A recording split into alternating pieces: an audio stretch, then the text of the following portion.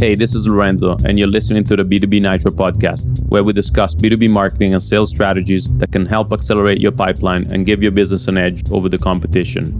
The topics we discuss apply to you whether you're a startup, a small business, or a large Fortune 500 company. Today, we're joined by Paolo Lacche. Paolo is a product leader and a consultant that helped many teams of different sizes successfully implement OKRs. How are you, Paolo? Hi, Lorenzo. Thank you for having me. Very well. How are you doing? Great, thank you. We're here to talk about OKRs, and we know that OKRs have been a very popular goal-setting framework in the last couple of decades. So tell us a little bit about your experience in helping companies set OKRs. Yeah, as you mentioned, I was trying to help companies like small teams, small startups, and very large teams trying to set up OKRs at scale. What I can see is that everyone today gives it a try with OKRs, and it almost never works in the first place. So what happens is that 90% of the teams in the beginning, they struggle at setting up OKRs. They have some sort of problems with it. And I guess we're going to speak more about those issues later today. So for those who are successful, it is most of the times because they try and try again. So when I try to help teams, it's mostly about re-establishing OKRs rather than starting them from scratch. So would you recommend in general a more agile approach to setting, OKRs and tracking OKRs and so on? Absolutely, yeah. Because if you think of it, like there's many different flavors of an OKR implementation, but generally speaking, you would have to set and track OKRs every quarter, right? So every 3 months. So your learning cadence is every 3 months. The opportunity you got to learn from the previous mistakes and improve for the next quarter is only every 3 months, which is only 4 times a year. So yeah, the more agile you are into that, the better usually it is. So some companies and some people that we talk to sometimes confuse OKRs and KPIs. Could you set the record straight about what is the difference between OKRs and KPIs? That's an extremely important question, and too many companies today still confuse it. KPI is a very important metric. It's a key metric that you keep track of in the company. An example could be revenue or number of customers, or the head count of your company. That's a KPI. But an objective is something different. An objective is a goal that you set for your organization, which might be measured through a KPI. But while a KPIs usually don't have a target, I keep track of the revenue, I keep track of the head count, because it's very important for me. Objectives and goals, they actually have a target. I may reuse an existing KPI for an objective or create a new metric. It doesn't matter. But that's the main difference. An objective is a goal, a KPI is a metric I track constantly. So what is the goal of setting OKRs? Is it to help you track the steps towards your main goals, or is it a performance management system? Yeah, that's a very good question. So there's many benefits of doing OKRs. One of the main reasons is focus. Exactly what we said. It helps you focusing on one specific goal or 2 specific goals, which actually matter for your business, for your company, for your teams. Whereas if you use it as a performance tracking system or as a planning system, it almost always fails, because that's not what the framework, by the way, there's no prescriptive framework, but that's not what the methodology is actually good at. It's not good for tracking individual or team's performance, as well as it's not good actually for product or project planning. You can get better stuff for that. OKRs helps getting the focus of the company on what matters. Do you need to engage the customers more? Do you need to expand to a new country, increase the revenue? Do you need to acquire more customers? Whatever the focus is for you, that helps focusing on that. Performance tracking, project planning is usually not the best reason why to do OKRs. And how do OKRs fit in with the business as usual tasks that every company needs to accomplish?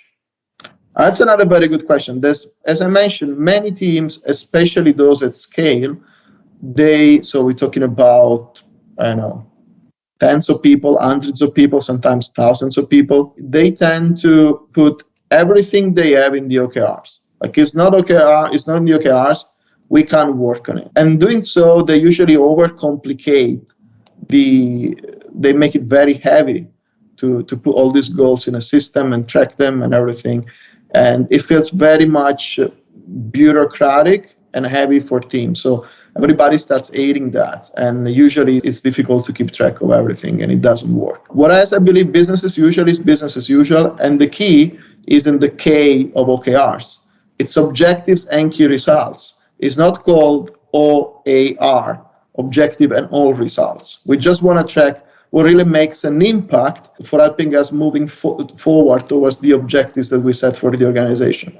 In that sense, business as usual is important. Perhaps you measure it in your KPIs, but you don't need to include it in the OKRs. So what type of companies do you think should adopt OKRs? Is it any kind of companies? Is it only tech companies? Or where do you see OKRs being applied most successfully or being relevant, like in which industries? Look, OKRs is a goal setting and tracking system. And not just that, it works very well as a communication framework. So for helping aligning teams and individuals around the specific strategy, long-term or short-term, that the company has. For this reason, it's really good for every company and even for solopreneurs that they can do and track their own objectives. Like for instance, you can think of an accountant that can keep track of how many new clients she has or what kind of revenue she has or whatever are the objectives that she want to keep track of. And so in general, I especially recommend it to startups. I work a lot with tech companies, but those are not purely software companies. They're companies that employ technology to do many other things. So there's a lot of operational aspects too. I think it's good to start with OKRs since when the company is fairly small, so say 15, 20 people, it's already a good moment to start. And of course, for large organizations, it's definitely vital because it really helps that alignment and then communication. It's a great alignment tool. And where would you start when you engage with your clients, your consulting clients? Where do you start with setting OKRs for them? How do you approach them? It's another great question. So first of all, I usually try to see what they are doing in terms of OKRs and why it's not working. Because as I said, 90% of the times they're already trying it and it's not working.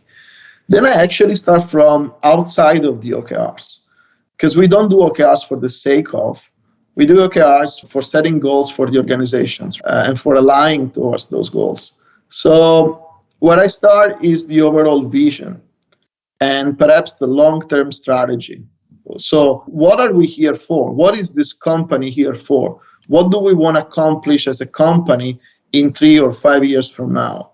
This can be just 3-4 bullets. They don't need to be too much detail. Like for instance, we want to create the best CRM system to be sold in the US or anything like that. And from that we start. Sometimes that vision is lacking, or sometimes there's a fragmented sort of views of that vision. It's not written black and white, and it's not being socialized enough within the founders or within the executive teams. And that's the main problem why OKRs are not actually making sense. And then from there, we start working on the midterm objectives. So what can we do in the next, usually it's 12 months, but it's not prescriptive, could be 6. What can we do, say, in the next year to make progress towards that vision? And then again, we break it down and we try to work on short-term goals. Like what can we do in the next 3 months, in the next quarter, which again could be even 1 month if it makes sense for a very dynamic startup, to progress towards the strategy that we just wrote for a year. So it's hierarchical. Your yearly OKR should contribute to your longer-term vision, and your quarterly OKR should contribute to your yearly OKRs. Right. So you recommend to revise OKRs at a minimum every quarter? Absolutely, yes. OKRs is something that should be constantly updated. It's extremely important that the key results, you don't need too many objectives. You don't need too many key results.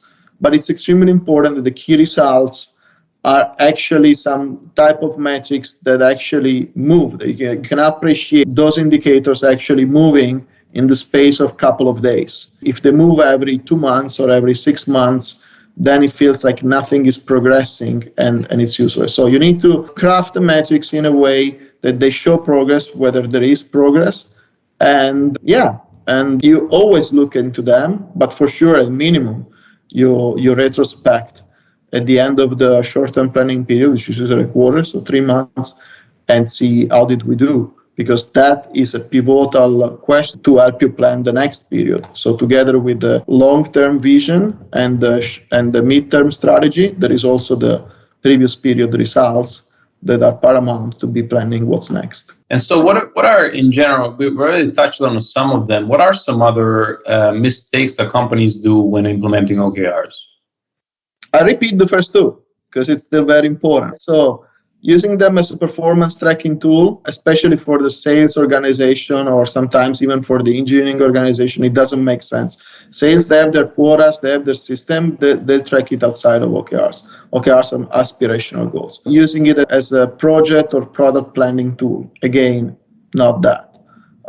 Third is when they are not looked after often. So we spend sometimes, or companies spend sometimes weeks in order to craft the new OKRs for the new quarter. And the second they are done and announced, they forget about it and they go back to business as usual. No, you need to live every day working and seeing and hoping that there is progress or adjust your aim so that the progress happens. Sure. And yeah, those are really or sometimes I failed in mentioning that, but because it's trivial. Sometimes people, they just OKRs which are absolutely unmeasurable. So when that key result doesn't show any progress because it's just qualitative or binary, there's no way to see progress. So that's another common mistake. Right. So would you say that OKRs ultimately help you say no to things? It absolutely does. And more than that, it helps you saying yes to the things that matter. Because once you identify an objective for a company, say we want to improve the engagement in our mobile app, then different teams from that organization, I don't know, the payments team rather than the sign-up team, rather than the whatever team is there, they're going to ask themselves the question, what can we do in order to increase the engagement? And so it naturally filters out, or actually filters in, the most meaningful initiatives that can contribute to that goal. And whatever is not aligning to that goal is something that may be a valid initiative, but we can keep it for. And in this context where we live in, that we're mostly all still working from home and remotely, like contributing to our organizations, can OKRs help us in this context, and how? I think they can help immensely. And in the way that they actually are a communication framework, right? So the fact that we get occasions of assembling the whole team, perhaps online, just to announce the objectives, to discuss the objectives, to ask questions. Why do we need to focus on customer acquisition rather than retention? And that helps the team get together and discuss. Many of the remote teams, what they do, quarterly get-togethers, which is a great occasion, or yearly ones. That is a great occasion to work together, especially for executives, but then for all the other teams, on setting up the next quarter strategy, which is the next quarter OKRs, or the next year strategy, which is the next yearly OKRs.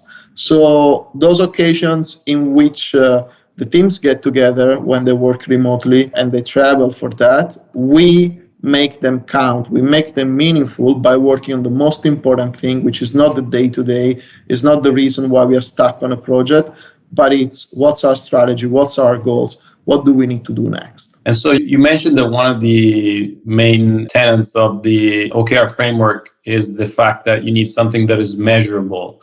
Could OKRs help us also in things that are a little bit more hard to measure, like, for example, improving culture or innovation in an organization? Absolutely, yes. So first of all, there's a few exceptions of OKRs, which might be not measurables in terms of key results. The culture is not one of those. There's many ways we can measure it. One very much adopted one is ENPS, Employee Net Promoter Score.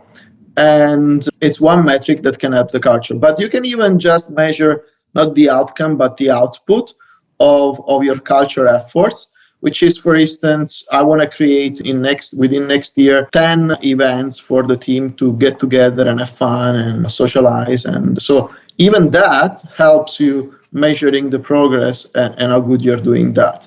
Or, of course, it's very much used by human resources team and by CEOs to track the growth of the team itself. Like we want to increase the head count in engineering by 50% for fast-scaling companies. Okay, and then do you think we should be using Excel to track OKRs? The company should be using Excel, or are there more sophisticated, specialized tools that you would recommend? I love it. It really depends. I don't really use Excel, but it really depends. I think there's two cases. For relatively small organizations or for very simple OKR systems, it's enough to track them, not in Excel because it's a document. I don't like to use documents like Excel or Google Docs because they tend to be hidden somewhere in the file system or on the cloud. But I love to track them on the knowledge management system such as Confluence or Notion and to put them there. If the thing gets a little bit more complicated, like when you need to deal with dozens of teams or hundreds of people, then in that case, you rather use a tool. There's many brilliant tools out there like Purdue, GTM, many other tools are actually now, even for different purposes, they have OKRs extensions because it's a very popular methodology. So you may find the tool of choice. But as long as you keep it simple, I would say put it in your knowledge management system. And I would even say that even if you use a tool, just put the main results or the main objectives in the knowledge management system so that everybody can go there. Transparency and visibility are some of the good principles we need to run OKRs against. Paolo, I think we got towards the end of our chat. So thanks a lot for joining us today. And I just wanted to ask you one last question. Where can people find you online and connect with you? I'm on LinkedIn, or otherwise you can visit my website. There's all my contacts. It's just paolo.p. That must be the best domain ever registered for our PM. Yeah, exactly. Definitely. All right. So thanks a lot and hope to see you soon. Bye. Thank you, Lorenzo, for having me. Bye-bye. Bye. Thank you for listening to this episode of the B2B Nitro podcast. If you like this episode and don't want to miss the next ones, you can follow and rate us on Apple Podcasts, Spotify, or anywhere else you get your podcasts from. If you want to know more about B2B Nitro, you can find us at b2bnitro.com.